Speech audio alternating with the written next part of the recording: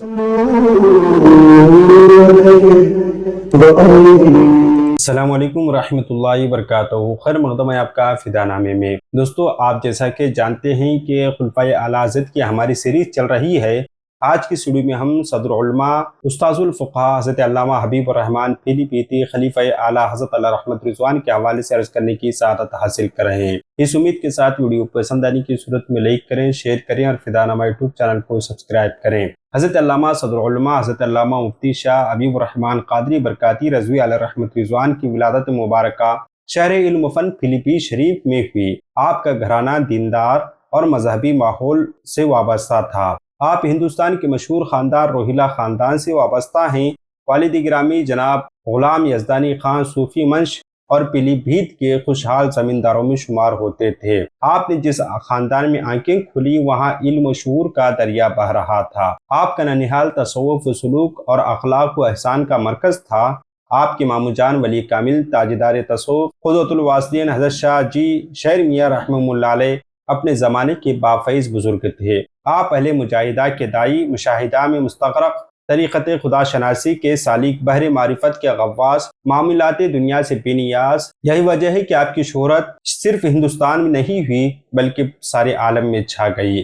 آپ کے فیوز و برکات سے خلق خدا فیضیاب ہونے لگی، بلکہ آج بھی آپ کا مزار شریف طالبان حق کے لیے نشان منزل بنا ہوا ہے۔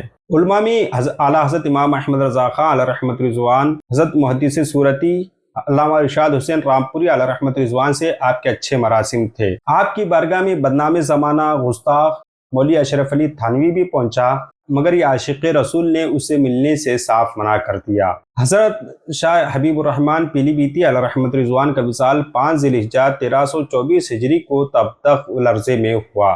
آپ کی نماز جنازہ مولانا سلامت اللہ رامپوری رحمہ اللہ علیہ نے پڑھائی، جبکہ تدفین میں علاقے روہیل کھنڈ کے نامی علماء اکرام مشائخ اعظام نے شرکت فرمائی۔ حضرت صدر العلماء علامہ حبیب الرحمن پیلی بیتی علیہ رحمت رضوان نے تکمیل تعلیم کے بعد امام المحدثین حضرت علامہ شاہ وسیع احمد محدث صورتی رحمہ اللہ علیہ کی بارگاہ میں حاضر ہو کر زانوی تلمذ طے کیا۔ علم حدیث سے فراغت کے بعد علم طب حکیم عبدالرشید جہوائی ٹولہ لکھنؤ سے حاصل کیا۔ آپ کا شمار پیلی بھیت کی ممتاز علماء اکرام صوفیاء اکرام میں ہونے لگا۔